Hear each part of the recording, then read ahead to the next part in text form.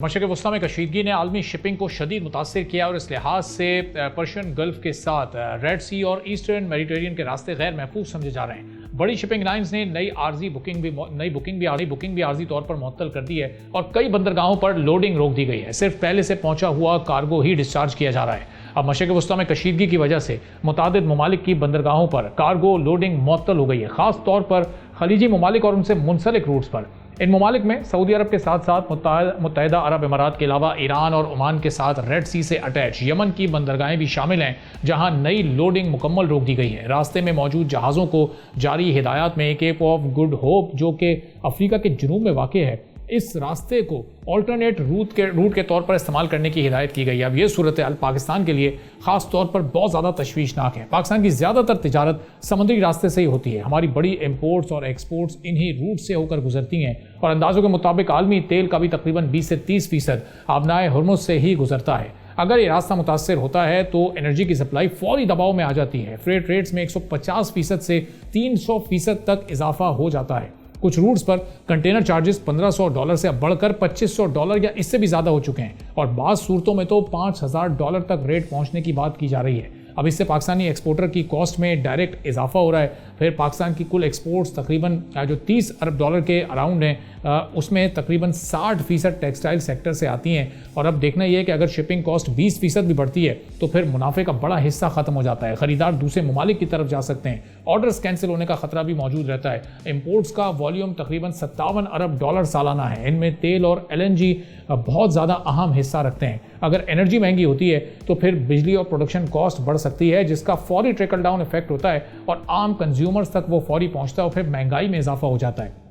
आबनाए Hormuz कशीदगी की सूरत हाल में आलमी शिपिंग के लिए बहरान के खात्मे तक एक ख़तरनाक रास्ता है, लेकिन ज़ाहिर है वो बंद है और उसकी जगह केप ऑफ गुड होप के रास्ते समुद्री जहाज़ भेजे जा रहे हैं। लेकिन इससे 10 से 15 दिन इजाफी लग सकते हैं और इस ताख़ीर से कैश फ्लो यकीनी तौर पर मुतासर होता है। छोटे इंपोर्टर्स इससे ज़्यादा मुश्किलात का शिकार होते हैं और क्योंकि इससे बैंकिंग और लेटर ऑफ क्रेडिट के मसाइल भी बढ़ सकते हैं। कराची की बंदरगाहों पर लोडिंग मुअत्तल होने से नई शिपमेंट्स रुक गई हैं। बहुत चैलेंजिंग सिचुएशन है। इससे सप्लाई चेन मुतासर हुई है। अगर बहरान 1 से 2 हफ्ते से ज़्यादा जारी रहता है तो एक्सपोर्ट्स में 10 से 20% कमी का भी खतरा है। ओवरऑल ये सूरत हाल पाकिस्तानी इकॉनमी को मज़ीद मुश्किल में भी डाल सकती है और हमारा इम्पोर्ट बिल बढ़ने से फिर जो ज़र मुबादला के ज़खायर हैं वो भी मुतासर हो सकते हैं। हमारी जो रुपए की वैल्यू उस पर भी एक दबाव आ सकता है। इन तमाम चैलेंजेस को देखते हुए अब आगे की प्लानिंग बहुत अहम है। हुकूमत को हंगामी हिकमत अमली अपनाने की ज़रूरत है, जिसमें मुतबादिल रूट्स भी शामिल हैं। इंश्योरेंस सपोर्ट पर भी फौरी काम करने की ज़रूरत है। अब इस चैलेंज से निपटा कैसे जाए, इस पर हम बात करेंगे। सैयद साहब साबिक चेयरमैन है KPT के, हमारे साथ मौजूद हैं। रज़ा साहब, बहुत शुक्रिया प्रोग्राम के लिए, आपने वक्त निकाला। अब ये बताइएगा कि जो सूरत हाल इस वक्त पैदा हुई है पिछले 3-4 रोज़ में, अब कार्गो लोडिंग रोकी जा रही है, आबनाए हुर्मुज़ बंद है, पाकिस्तान का पोर्ट ऑपरेशन इससे किस हद तक मुतासर होगा? देखिए, अब इस पोर्ट के दो इसके एस्पेक्ट्स हैं। एक तो है एक्सपोर्ट्स। एक्सपोर्ट वाला कार्गो है वो तो उसकी बुकिंग ही बंद कर दी है। उसको लोड करने का फ़ायदा इसलिए नहीं कि आगे वो जो यहाँ पाकिस्तान में आती है मदर वेसल्स, तो सारा कार्गो पहले पर्शियन गल्फ की जो पोर्ट्स हैं वहाँ जाता है और वहाँ से फिर मदर वेसल्स के ज़रिए अल्टीमेट डेस्टिनेशन तक जाता है। क्योंकि पोर्ट ऑफ हॉर्मुज़ बंद है तो इसलिए वो कार्गो तो उसकी लोडिंग नहीं हो रही है। वो सारे का सारा पोर्ट्स में डंप हो गया और पाइल अप हो रहा है, तो इससे पोर्ट पे कंजेशन की सूरत हाल पैदा हो रही है। तो जाहिर है पोर्ट्स की कैपेसिटी लिमिटेड होती है और अगर सिचुएशन ज़्यादा देर चली तो फिर इस कार्गो को या कंटेनर्स को पोर्ट से बाहर कहीं एडिशनल स्टोरेज कैपेसिटी डेवलप करनी पड़ेगी। तो एक्सपोर्ट पे तो फिलहाल ये है। अब आगे ये बात हो गई इम्पोर्ट्स की। अब इम्पोर्ट्स में जो कंसाइनमेंट्स आ रही हैं उसकी तो पोर्ट से ज़ाहिर लोडिंग भी और अनलोडिंग भी कर रहे हैं, उसको डिस्चार्ज भी कर रहे हैं। और लेकिन फर्दर जो है, क्योंकि अब ये हमारी ज़्यादातर कार्गो हमारा इन्हीं पर्शियन गल्फ की पोर्ट से ही आता है, इम्पोर्ट्स ख़ासतौर पर ऑयल और LNG, तो वो चूँकि अब बंद है तो इसलिए वो भी अब प्रॉब्लम आएगी। हमारे ऑयल की सप्लाई हमारी, क्योंकि इस पर स्टोरेज की कैपेसिटी हमारी कोई 3 हफ्ते की है। तो अगर ये सिचुएशन ज़्यादा लंबे अरसे चली तो फिर हमें ऑल्टरनेट कोई मेजर्स गवर्नमेंट को लेने होंगे ताकि हमारी ऑयल सप्लाई चेन जो है वो हमारी डिस्टर्ब ना हो और इस तरह LNG के लिए भी मुतबादिल दराए दरियाफ्त करने होंगे। और राजा साहब, जिस तरह आपने बताया कि ज़ाहिर है अभी लोडिंग तो नहीं हो रही चूँकि एक्सपोर्ट मुकम्मल बंद है, अनलोडिंग ज़रूर हो रही है चूँकि इंपोर्ट्स जो इस वक्त रास्ते में जो शिपमेंट्स हैं वो पहुँच रही हैं, तो ये जो कॉस्ट बढ़ने का इफ़ेक्ट है वो अभी फौरी तौर पर उसने काम करना शुरू कर दिया है, यानी ये जो इम्पोर्ट्स इस वक्त पहुँच रही हैं उस पर भी वो असर हो गया है, या अब जो फर्दर आगे के ऑर्डर्स होने हैं ये असर उस पर होगा, यानी वो कॉस्ट बढ़ने वाला मामला उसकी तरफ में इशारा कर?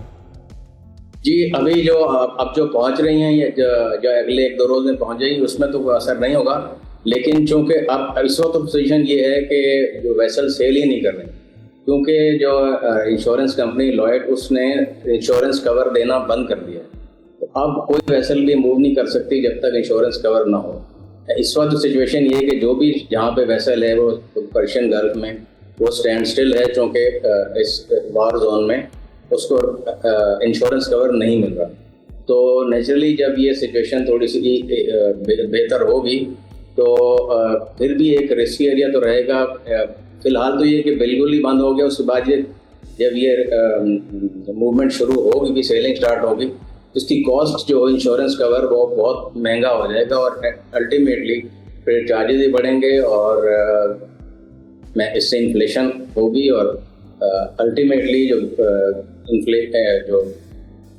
गुड्स हैं वो महंगी हो जाएंगी और एंड कंज्यूमर को ये बर्डन उसको शिफ्ट होगा। और राजा साहब, ये जो इन्फ्लेशन की आप बात करें, ये सिर्फ ये फूड इन्फ्लेशन पर इसका असर ज़्यादा होगा चूँकि ज़ाहिर है सबसे पहले लोग अपनी खुराक का बंदोबस्त करते हैं और उसको स्टोर करते हैं, या फिर ओवरऑल हर तरह की गुड्स पर इस वक्त ये ड्यूटीज़ बढ़ जाएंगी और ये प्राइस महंगी हो जाएगी? फूड का तो ठीक, हमारे यहाँ शुक्र है एग्रीकल्चर कंट्री है तो हमें फूड का तो इतना ज़्यादा हमारा इम्पोर्ट नहीं है, लेकिन जो बाकी जो कंज्यूमर गुड्स हैं वो महंगी हो जाएंगी। जो इम्पोर्ट होती हैं हमारे यहाँ, ऑयल पे प्रेशर आएगा, ऑयल की कीमतें बढ़ सकती हैं, LNG की बढ़ जाएंगी, तो लेकिन फूड का इन शॉर्ट रन तो फूड का कोई इशू हमारे यहाँ नहीं है। अच्छा, और रज़ब इसका अल्टरनेट इस वक्त सोल्यूशन क्या है? चूँकि ज़ाहिर अभी बज़ाहिर ऐसा लग रहा है कि अगले चंद दिन तक तो ये मामला चलना ही है, अभी तो ये इसका नुक्ता आगाज़ है, ये अपनी पीक पे पहुँचेगा, फिर आहिस्ता आहिस्ता चीज़ें हल होने की तरफ जाएंगी। तो अगर ये प्रोलॉन्ग करता है मामला तो कहीं कोई अल्टरनेट सोल्यूशन इसका ऐसा मौजूद है कि ये इंपोर्ट और एक्सपोर्ट को कैसे बहाल रखा जा सके, या फिर ये सब कुछ रुका ही रहेगा जब तक नॉर्मलाइज नहीं होती चीज़ें? एक तो ऑप्शन ये है कि ये जो रेड सी की तरफ से रेड सी से वो अभी चूँकि इस वक्त यमन में ज़रा स्टेबल है सिचुएशन, तो रेड सी की तरफ से भी कार्गो आ सकता है, या फिर वो जो आजकल जो शिपिंग लाइंस ने इंस्ट्रक्शंस इशू की हैं अपने वेसल्स को कि वो गुड होप की तरफ से हैं, उसमें टाइम ज़्यादा लगेगा बट वो रूट भी अवेलेबल है। और दूसरी अब सब जो ऑयल है ख़ासतौर पे ये ज़्यादातर तो हमारा इसी रीजन से आता है, लेकिन एक रिफाइनरी है बाइको जो अमेरिका से भी ऑयल मंगवाती हैं, तो उसमें टाइम तो ज़्यादा लगता है बट वो अभी वो स्टेबल है, वो सेफ है, उस पर कोई प्रॉब्लम नहीं है। सब्सक्राइब करें और बेल दबाएं ताकि कोई खबर रह न जाए।